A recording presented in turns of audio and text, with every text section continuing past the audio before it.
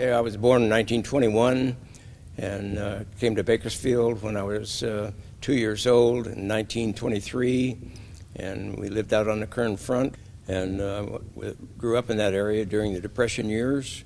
As we grew up on the Kern Front, we were a family of 8. We were 6 youngsters.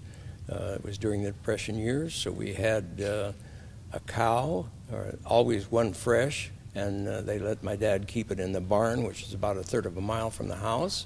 And it was my job from about the time I was 7 years old to do the milking. And I was in the class of 39, graduating, and then went on to 2 years at BJC, which was on the same campus as KCUHS.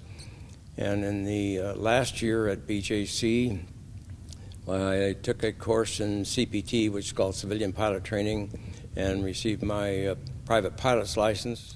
As you will recall, on December the 7th, 1941, the Japanese attacked Pearl Harbor, which was 3 months after I started work. So the following July 14th, I enlisted in the Army Air Force, as it was called in those days. Then we were assigned to a classification center at San Antonio, Texas, and that was where I was assigned then as a pilot.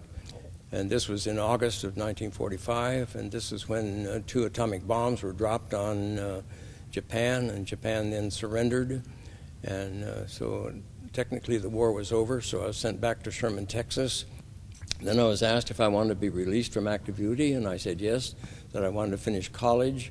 And my parents had moved to Whittier, and so I went to Whittier, California, and attended Whittier College, and got my bachelor's degree in U.S. history with a minor in speech correction.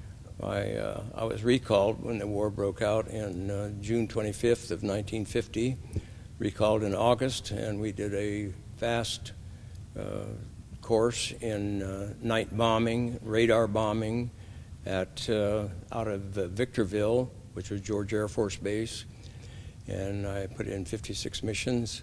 All of these would be night missions except 6 of them.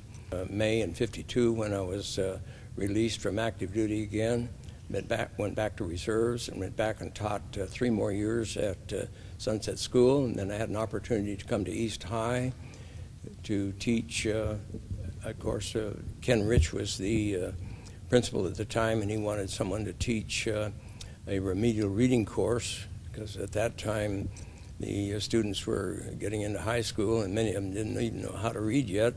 So I taught reading and then taught some history and public speaking and a few other courses, and had the Rifle Club for some 23 years as a marksmanship instructor, because in my first 3 years here at East High, I had the study hall, which was 207 students. And Vern Bell came in one morning. He said, "Gee, Bob," he said, "you're a Dr. Jekyll and a Mr. Hyde." Well, I used military speech in the study hall because I would say, "At ease," and then it wasn't long until they learned what that meant. So it was yes, military discipline at times, and being in the room which was above the cafeteria when they would have a student yells and so forth down in the quad area, while our students in the classroom could hear them, and they would have a yell, and my kids would say, "Mr. Otto, get your bugle out and play charge for them." So I did that a few times and played it out the window. The kids always got a big charge out of that.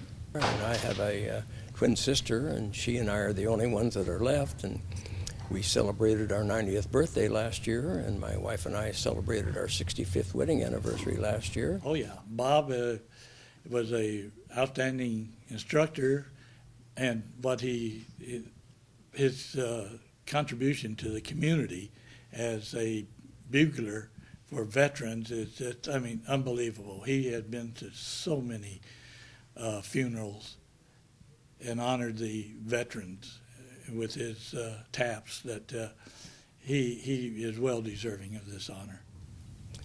Very elated about it because I don't feel I've done anything special.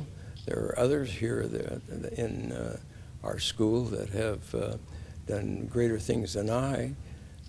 For example, many of them were great coaches. However, coaches got paid, and as an advisor or instructor for the rifle club, there was no pay involved in that. That was just strictly a volunteer thing. And so I'm real proud of all of the coaches that we've had here and the winning teams that they've had all through it. We also